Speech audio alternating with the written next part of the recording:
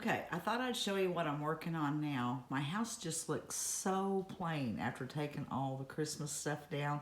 I do this every year. It's like, but it has to go. But I'm going to leave this one little tree up, and I'm going to decorate it for Valentine's. I don't know, maybe I'll decorate it for spring. But I'm going to take you into my craft room, and I'm going to show you what I'm going to put on it, what I'm working on. Okay, here's what I'm working on. I had a little box full of different kinds of wood pieces, and I went through there. And I found the hearts, different size hearts, and these little rolling pins there. I'm using the Waverly Antique Wax on the little rolling pins, and then the Waverly Crimson Matte for the hearts and the tips of the rolling pins, the handles. And then I found these, got chalk paint all over my fingers. Anyways, these are just the little wooden tags that I got from Dollar Tree. And when I get to those, I'm probably going to use my Cameo and put something appropriate for a Valentine's tree. So, I'm going to finish painting. These need more coats. Finish the handles. Start on this, and I'll be back.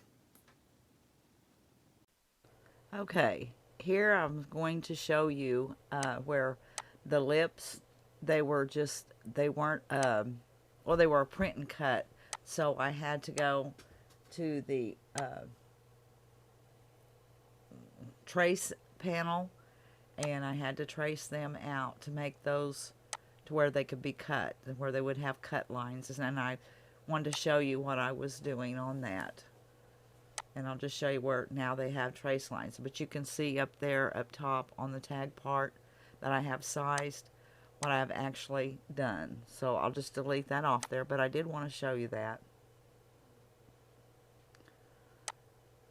And now I'm going to go over and select the box around each one of them, and I'm going to center them right. So when I put them on the tag, they're centered. And I'll do that to each one of them.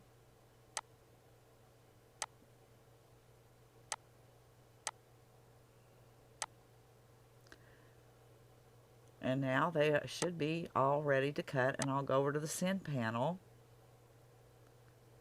and send them to my Cameo.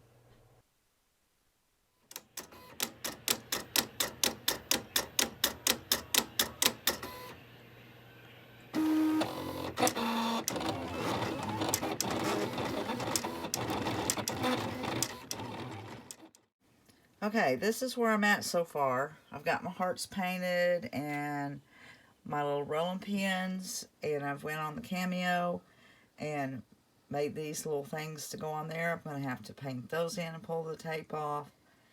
And this is how I'm going to do the little rolling pins.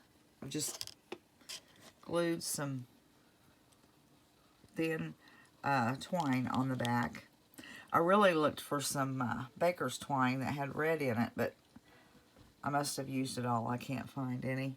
And then for the hearts, I just put some wire. Poly, that's just kind of wound. You really can't tell on here.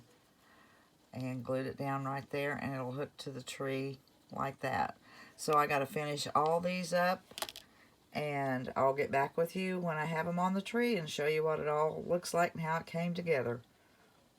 Alright, this is how it turned out, and you'll have to ignore the background.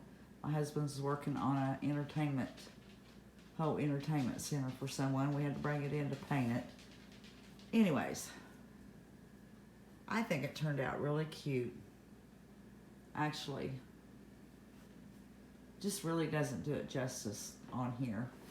But I thought, like, next Christmas, because this Christmas I had apple and orange slices and the vintage cookie cutters and some gingerbread men on here.